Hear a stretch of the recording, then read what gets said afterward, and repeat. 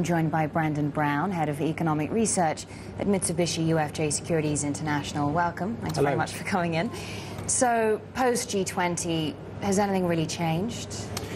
Well, first of all, I would say it's a complete diplomatic defeat for the United States in the sense that they came into this wanting a change in the currency regime in China. What they've got is handing it over to the IMF, and the IMF is basically there to bail out Eastern Europe and get funds from who they can. And of course, China coming into the IMF now with increased weight means that Chinese opinion is that much more important. So really it is a defeat in those terms.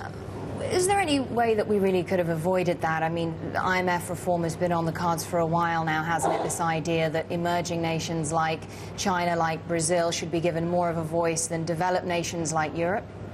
No, the IMF issue is one issue apart from the issue of Chinese currency and Chinese currency freely floating and getting rid of exchange restrictions. That's what a free currency means.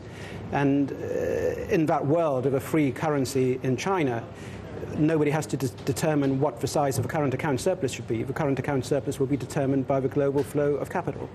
And in fact, setting these, or even trying to set these current account targets is a complete nonsense, because first of all, who's auditing any current account surpluses? Secondly, we know the Chinese current account surplus is largely reflecting massive hot money inflows which get camouflaged into surplus. So for China to produce any particular surplus is not such a difficult matter. So that's really not the best way of approaching the subject. Does the pledge to avoid competitive devaluation reduce the risk of a trade war? Well, here we have a problem, but the number one threat to currency stability in the world is the Bernanke Fed about to explode its QE time bombs. So the US has a very poor negotiating hand to go into any multilateral diplomatic meeting talking about the end of exchange market manipulation. So that's another reason, again, why this would have been best handled bilaterally rather than through a whole international diplomatic game. So the so-called currency war, in other words, isn't really over? Currency war is not over. What the markets will be looking at is whether these QE time bombs are a case of the emperor's no clothes, but when they're actually exploded, the effect is much less than what is presently made out to be the case.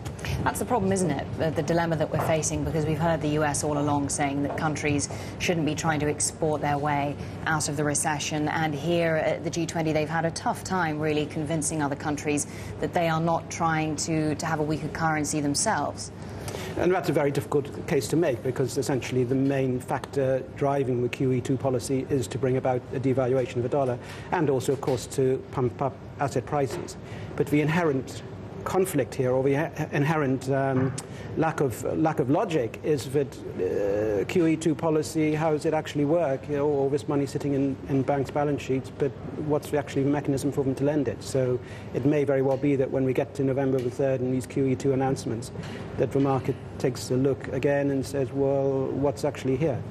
And what about the criticism that we've had from emerging economies like China and others that QE-driven markets in the West are having adverse impact on their economies, essentially resulting in capital inflows driving up their currencies? Well, that's a very good case for the emerging market countries in Asia with market currencies.